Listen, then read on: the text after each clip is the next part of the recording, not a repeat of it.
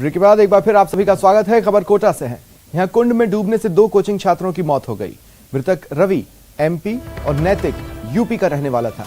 गेपरनाथ के कुंड में ये घूमने आए थे और इसी दौरान हादसे का शिकार बन गए। रेस्क्यू ऑपरेशन कर शव बाहर निकाले गए। आरके पुरम थाना पुलिस मामले की जांच में जुटी हुई है।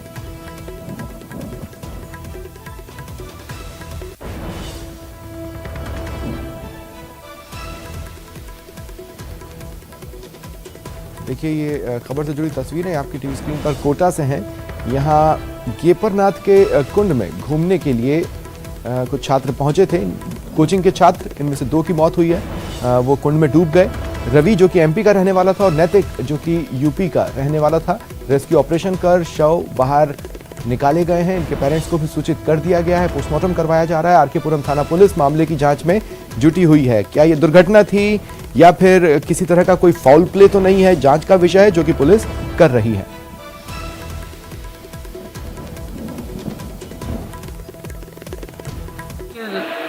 तीन युवक गेपरनाथ कुंड में गए थे, तो नहाते के वक्त 2 युवक कुंड में डूब गए हैं।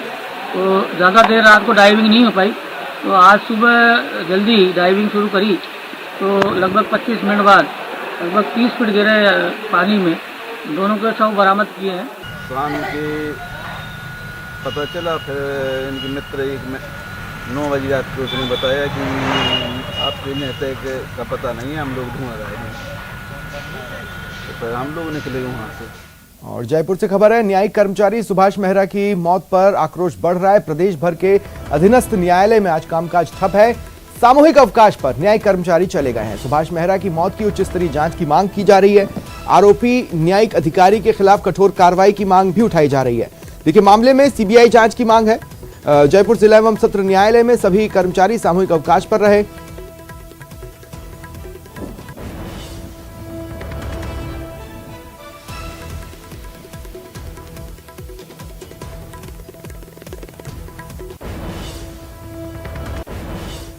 आज हमारे जयपुर न्याय क्षेत्र के सभी लोग, सहायक कर्मचारी से लेकर वरिष्ठ मुंशी तक, सभी के सब सामूहिक अवकाश पर हैं। 3 दिन पहले हमने प्रशासन को अल्टीमेटम दिया था, या तो इस मामले में त्वरित कार्रवाई करें, उच्च स्तरीय जांच करवाएं कि ये मामला, वो बता रहे थे जिस तरीके से कि ये आत्महत्या का मामला है, लेकिन जो संदिग्ध परिस्थिति आई है, मीडिया के माध्यम से पता लगा, फोटोग्राफी से पता लगा है कि ये मामला हत्या का है और इस पर दबाने का पूरा प्रयास किया जा रहा है। हमने 3 दिन पहले अल्टीमेटम दिया था कि हमें सामूहिक अवकाश पर जाना पड़ेगा, अन्यथा कोई कार्रवाई करें। आज तक अभी तक कोई कार्रवाई नहीं हुई है। ऐसी स्थिति में हमें इस मंच पे आना पड़ा। हमारे पास कॉल आता है, सुभाष मेहरा की तबीयत खराब है, आप जल्द से जल्द आ जाइए। हमारे वहाँ मेरे जिया जी, भाई और मम्मी जाकर देखते हैं तो वहाँ बहुत ही भीड़ हो रही थी और फोन पे ये सब बोलता था, कहते थे मैं थक गया हूँ, मेरे को परेशान करते हैं जज साहब के वहाँ पे, मैं साहब के घर पे रहना नहीं चाहता हूँ। मेरे को है ना, मेरे से कपड़े धुलवाते हैं, बर्तन मंजवाते हैं, खाना बनवाते हैं, बहुत परेशान करते हैं, मेरे को टॉर्चर करते हैं। मेरे भाई को है ना, वॉशिंग मशीन तो है, ताले में बंद कर दिए। मेरे भाई को कपड़े कहते हैं हाथ से धो, वो कहता है हाथ से कैसे धोऊं मैं कपड़े, सबके कपड़े धोता है। और मेरे भाई को इतना टॉर्चर करते हैं, घर पे भी नहीं आने देते उनको। 6 महीने से है ना घर पे आए थे, दीपावली के बाद में भाई दूज, राखी पे भी नहीं भेजे, भाई दूज पे भी नहीं आया। मैं ये निवेदन करना चाहता हूँ कि हमारे जो कर्मचारी की निर्मम हत्या हुई है उसमें FIR लॉज हो, CBI जांच हो और उनके परिजनों को जो समस्त लाभ प्रलाभ मिलने हैं वो सभी लाभ प्रलाभ मिले। और बस्ता लाना ले जाने की जो प्रथा है, इसका जो भी आदेश है उसको हटाया जाए। इसी के साथ हम संघर्ष को समाप्त करेंगे। और मेरा मानना है कि इस आधार पे घर की जो बेगारी है उसमें कई कर्मचारियों को प्रताड़ित किया जाता है। हमारे हर पियोन को प्रताड़ना सहना पड़ता है और उसी के तहत ऐसा कारित होता है। अभी कुछ समय 1 महीने पहले की बात है, हमारे रीडर और पूरे स्टाफ को प्रताड़ित किया गया। पोस्को 2 मैडम है तारा अग्रवाल, उनके द्वारा। और एक रीडर जो हमारा भगा, वह ऊपर छत से कूद रहा था प्रताड़ित होकर के। न्यायिक कर्मचारी सुभाष मेहरा की मौत के मामले में आज प्रदेश भर के न्यायिक कर्मचारी सामूहिक अवकाश पर हैं। इस वक्त हम जयपुर के डिस्ट्रिक्ट एंड सेशन कोर्ट में खड़े हैं। हम यहाँ दिखाना चाहेंगे तस्वीरें कि सुभाष मेहरा की मौत में न्याय मांगने के मामले में सभी कर्मचारी एकजुट हुए हैं और यहाँ पर जो न्याय प्रशासन है उसके खिलाफ नारेबाजी कर रहे हैं और न्याय की मांग कर रहे हैं। उनको वो झाड़ू पोछा लगवा मंजवाते थे, बर्तन मंजवाते थे, कपड़े धुलवाते थे और उनको टॉर्चर करते थे, बहुत ज्यादा टॉर्चर करते थे। उनको घर पे नहीं भेजते थे, घर पे बिल्कुल भी नहीं भेजा 6 महीने तक तो। लेकिन है ना, वहाँ पे जो जज साहब है ना, जज साहब की मिसेज है ना, वो बहुत टॉर्चर करती थी। मेरे भाई ऐसे बोलता था उनकी मिसेज खराब है, जज साहब की बहुत टॉर्चर करती है, परेशान करती है। मैं बहुत ज़्यादा पीड़ित हुई हूँ। मैं ACJM 10 में रीडर के पद पर थी, तो मुझे स्वाति राव मजिस्ट्रेट थी, मुझे इतना ज़्यादा परेशान किया कि मेरे को इतना ब्रेन हेमरेज हो चुका है ना। और अभी भी साल भर हो गया है मुझे कि ना तो मैं पूरी तरह से बोल पाती हूँ और ना अभी मेरे इसमें वो हुआ है।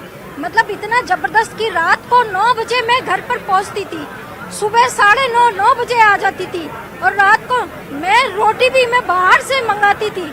मतलब मैंने इतना ज्यादा वो किया है कि अगर आज सभी लोग हैं ना, उस जो अभी गया है उसके लिए सभी वो कर रहे हैं, है ना। मैं बहुत अच्छा मानती हूँ इस चीज के लिए कि मैं अगर पहले इस चीज को पहले कर देती तो आज है ना स्वाति राव को भी देखना पड़ता। आज पूरे प्रांत में कार्य बहिष्कार है और जब तक मेरा को न्याय नहीं मिलेगा, FIR दर्ज नहीं होगी, जब तक अनिश्चित काल के लिए आंदोलन चलेगा और CBI जांच होनी चाहिए। कैमरा पर्सन मान सिंह के साथ राकेश शर्मा, न्यूज 18 राजस्थान, जयपुर। नानता महल स्कूल में पैंथर घुस आया, सूचना के बाद स्कूल को बंद करवाया गया है। देखिए, देर रात पैंथर देखा गया था। पैंथर ने कुत्ते को अपना शिकार बना लिया था। पैंथर की सूचना से इलाके में दहशत है। ये बड़ी खबर आपको बता रहे हैं कोटा से। नानता महल स्कूल में एक पैंथर घुस आया, रात में इसे देखा गया। सूचना के बाद स्कूल को बंद करवा दिया गया। देर रात इस पैंथर को देखा गया था। पैंथर ने एक कुत्ते को अपना शिकार बना लिया। पैंथर की सूचना के बाद से ही इलाके में दहशत है। हमको यहाँ से पार्षद साहब का कॉल गया था कि हमारे पुराना जो गढ़ है नानता, उसमें लेपर्ड का मूवमेंट है, तो इसकी पुष्टि के लिए हम कैमरा ट्रैप और स्टाफ के साथ यहाँ पहुँचे थे। तो यहाँ ऐसी सिचुएशन दिखी नहीं, कैमरा ट्रैप की CC रोड था, तो फुटप्रिंट वगैरह हम ले नहीं पाए उसका। लेकिन नाइट में किसी स्थानीय व्यक्ति द्वारा एक वीडियो बनाया गया जिसके अंदर अपने गढ़ के ऊपर एक लेपर्ड का मूवमेंट है, तो ये तो कंफर्म है कि यहाँ लेपर्ड है अंदर और वो बाहर नहीं गया है। तो गढ़ काफी बड़े एरिया में है और पुराना है, काफी समय से बंद है। एक पार्ट में इसमें स्कूल चल रहा है। और एक बड़ी खबर है, भारत जोड़ो यात्रा से जुड़ी हुई इसकी तैयारियों को लेकर बैठक। CM अशोक गहलोत की अध्यक्षता में ये बैठक होगी।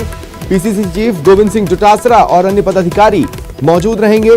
सभी मंत्री, जयपुर में मौजूद विधायक भी इस बैठक में शामिल होंगे। सभी आयोगों के अध्यक्ष, बोर्ड उपाध्यक्ष और सदस्य बैठक का हिस्सा रहेंगे। तो ये बड़ी खबर है, आपको बताना है। दरअसल कुछ ही दिनों में राहुल गांधी की भारत जोड़ो यात्रा प्रदेश में प्रवेश करेगी। यहां पर उसका क्या रूट रहे वो भी अभी फाइनल होना है और किस तरह से इसको मैक्सिमम ग्रैंड बनाया जा सके, इस दिशा में पार्टी और पार्टी के चेहरे तैयारियां कर रहे हैं। इसी तैयारियों की कड़ी में एक बड़ी बैठक आज बुलाई गई है। मुख्यमंत्री अशोक गहलोत की अध्यक्षता में ये बैठक होगी। PCC चीफ गोविंद सिंह डोटासरा इस बैठक का हिस्सा होंगे। साथ ही कांग्रेस के अन्य पदाधिकारी भी इस बैठक में मौजूद रहेंगे।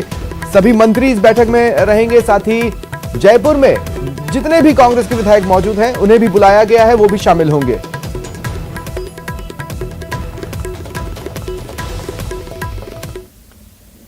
चलिए बढ़ते हैं आगे। अपनी समृद्ध भवन निर्माण परंपरा, सरस संस्कृति और ऐतिहासिक महत्व के लिए मशहूर गुलाबी नगरी यानी जयपुर आज 295 साल की हो चुकी है। आज ही के दिन यानी 18 नवंबर 1727 को महाराजा जय सिंह द्वितीय ने इसकी स्थापना की थी। 18 नवंबर 1727 से लेकर के 2022 तक करीब 295 साल का सफर राजस्थान की राजधानी जयपुर के रूप में गुलाबी शहर पूरे कर चुका है। मरुधरा की आन बान शान,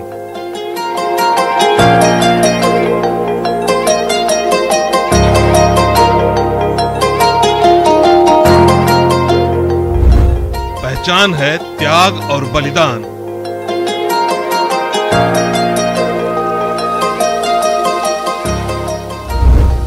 परकोटों से घिरी खूबसूरती बेमिसाल,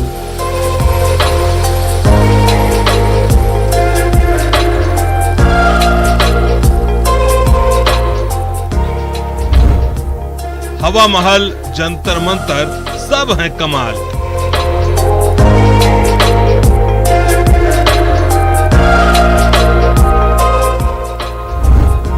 गुलाबी नगरी के शानदार 295 साल।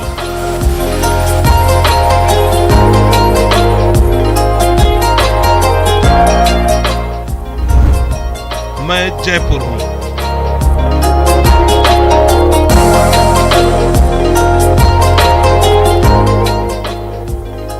इतिहास और वास्तुकला का एक बेजोड़ संगम, तीन ओर अरावली पर्वतमाला से घिरा, देश और दुनिया का सबसे नियोजित और व्यवस्थित शहरों में से एक, जिसे यूनेस्को ने विश्व धरोहरों की सूची में शामिल किया, जिसकी खूबसूरत इमारतों ने देशी विदेशी सैलानियों को अपना दीवाना बना दिया, जिसकी आन बान शान की मिसाल दी जाती है, जिसकी गौरव गाथा से इतिहास के पन्ने भरे पड़े हैं। जंतर मंतर, हवा महल, आमेर का किला, क्या क्या गिनाएं। इसी शानदार भवन निर्माण कला के कारण तो जयपुर को भारत का पेरिस भी कहा जाता है।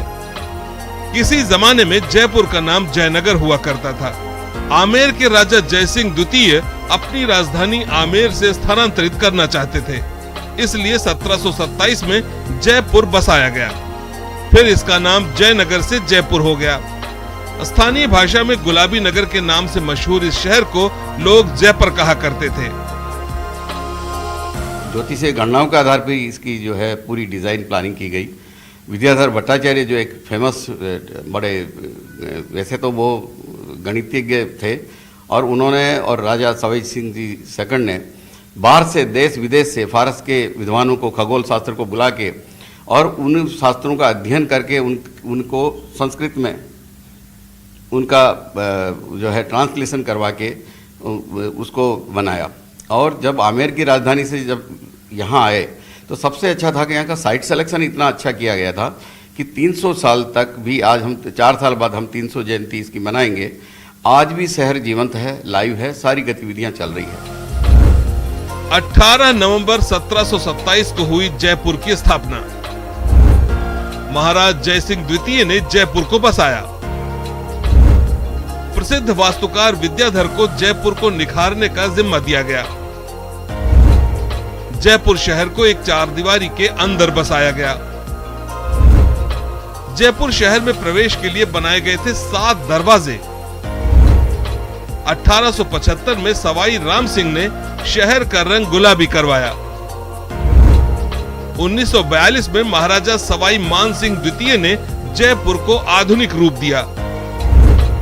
2019 में जयपुर को यूनेस्को की वर्ल्ड हेरिटेज साइट का तमगा मिला। साल 1876 में इंग्लैंड की महारानी एलिजाबेथ और प्रिंस ऑफ वेल्स युवराज अल्बर्ट ने जयपुर का दौरा किया था। तब उनके स्वागत में महाराजा ने जयपुर शहर को गुलाबी रंग से पुतवा दिया था। इसके बाद से ही जयपुर को पिंक सिटी और भारत का पेरिस कहा जाने लगा। फिर रियासतों ने दीपावली के मौके पर घर और बाजारों के रंग रोगन की परंपरा शुरू की और शहर में बसे हर व्यक्ति ने दिल से इस शहर को बसाया। तब से ही जयपुर गुलाबी नगर कहलाने लगा। आप गुलाबी नगर के नाम से जो ये बहुत फेमस है, एक्चुअली गुलाबी वो पिंक नहीं जो आप हम जान रहे हैं। एक ये घेरुआ कलर है, हिरमिची कलर जिसको कहते हैं। 2 कलर की यहाँ प्रधानता रही है, हिरमिची कलर जिसको आप डार्क ब्राउन जो देख रहे हैं अपन, घेरुआ।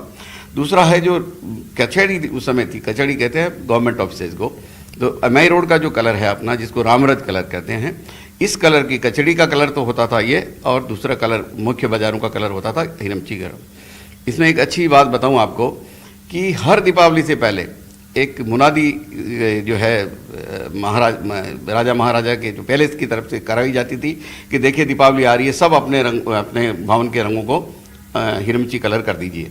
ये एक सतत प्रक्रिया थी। 1905 में जब प्रिंस ऑफ वेल्स आए जयपुर, उस समय टाइम्स ऑफ इंडिया के एक कॉरेस्पॉन्डेंट हुआ करते थे, स्टैनली रीड उनका नाम था। तो उन्होंने जब यहाँ आकर देखा कि जयपुर का रंग बिल्कुल एक समान है, यूनिफॉर्म है, तो अब आप जानते हैं कि गेरू के लिए इंग्लिश डिक्शनरी में कोई शब्द नहीं है, तो उन्होंने पहली बार ये कहा वॉल्ड सिटी के लिए, the pink city lay before me as a chess board city. तो वो चेस बोर्ड जैसा लगता है वॉल्ड सिटी, तो तो पिंक सिटी शब्द का प्रयोग सबसे पहले टाइम्स ऑफ इंडिया के कॉरेस्पॉन्डेंट स्टैनली रीड ने किया। फिर हमने क्या किया, उस पिंक सिटी शब्द को हिंदी में उसका ट्रांसलेशन करके हमने उसको गुलाबी नगरी कहना शुरू कर दिया। और ये गुलाबी नगरी जो शब्द है ये हम लोगों में आपस में बहुत पॉपुलर हो गया। जयपुर शहर के लिए कहा जाता है कि जयपुर शहर नगीना, नीचे माटी ऊपर चूना। जयपुर के फेमस बाजार और यहाँ की ऐतिहासिक इमारतें, यही खास आकर्षण देशी विदेशी पर्यटकों को जयपुर खींच लाता है। यहाँ की कला संस्कृति, खान पान आज भी विश्व पटल पर अपनी अलग अहमियत रखता है। जयपुर की रंगत अब बदल रही है। पिछले कुछ सालों से जयपुर में मेट्रो संस्कृति के दर्शन होने लगे हैं। चमचमाती सड़कें, बहुमंजिला शॉपिंग मॉल, आधुनिक आवासीय कॉलोनियां अब महानगरों से होड़ करती दिखती हैं। शहर की तस्वीर जरूर बदली है, लेकिन तासीर अभी भी नहीं बदली है।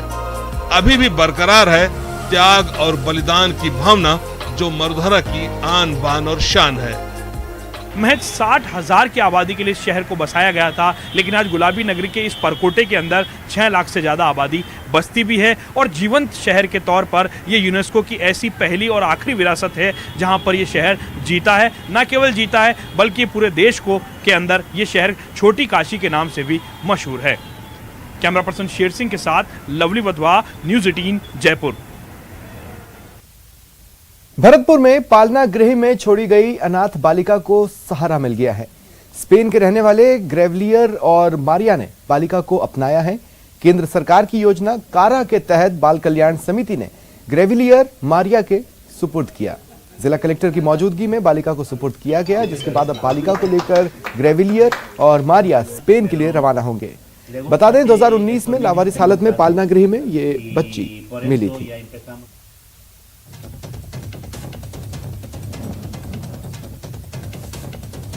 ये 2019 में ये बच्ची लावारिस हालत में मिली थी और आखिरकार आज इसे सहारा मिल गया है।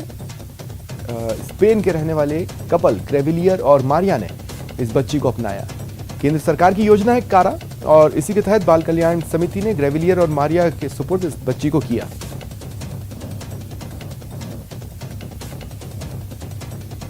फिलहाल इतना ही। नमस्कार।